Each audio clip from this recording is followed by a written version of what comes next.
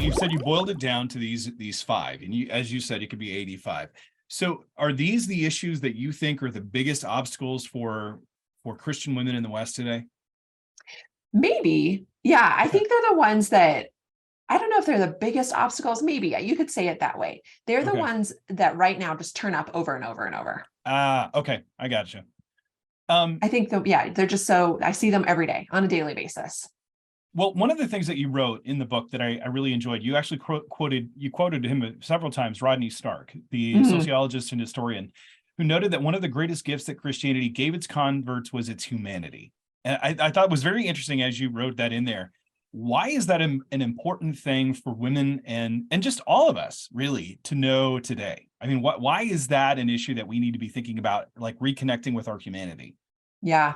So Rodney Stark, I love what he writes. It's so helpful. He really opened my eyes to the early church, the first 2 centuries of the church, and how that really revolutionized the cultural landscape when Jesus came on the scene and invited the weak and the weary and the broken and the heavy laden to experience rest in him, and invited us to love our enemies and to pursue the marginalized and the vulnerable. That really revolutionized the Greco-Roman world. And what we see in early Christianity is those who were on the margins really being drawn to Christ. Of course, those at every level, really. I mean, we see obviously the centurion and the wealthy and those in power as well being drawn to Jesus, but just women coming to him, because in the Greco-Roman context, women were very much devalued, seen as property really to be used and disposed of as needed, not wives to be cherished or women to be protected or baby girls to be cared for. And so women were really drawn to Jesus. I love how Glenn Scrivener puts it in his recent book, The Air We Breathe. He calls it the... Hold on. Look at this. Look, that with you? Yeah. Boom. It's so good. Yeah. It's coming on the show.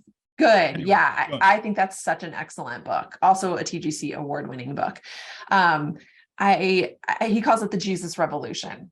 So that's what Rodney Stark opened my eyes to, is that early Christians were drawn to Jesus, not only because of, but largely because of the humanity that was reinstilled in them, that they were seen for the humans that they are. It's like the image of God was reseen, re-cherished, re-treasured as it should be.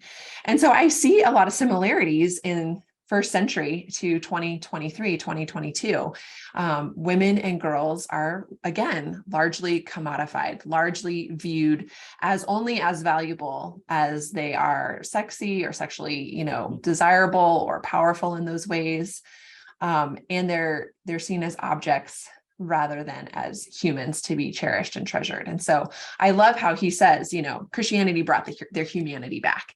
And I want to communicate to women and girls in this book, you are humans created in the image of God, immeasurably valuable and full of dignity because of your creator, your maker, your savior.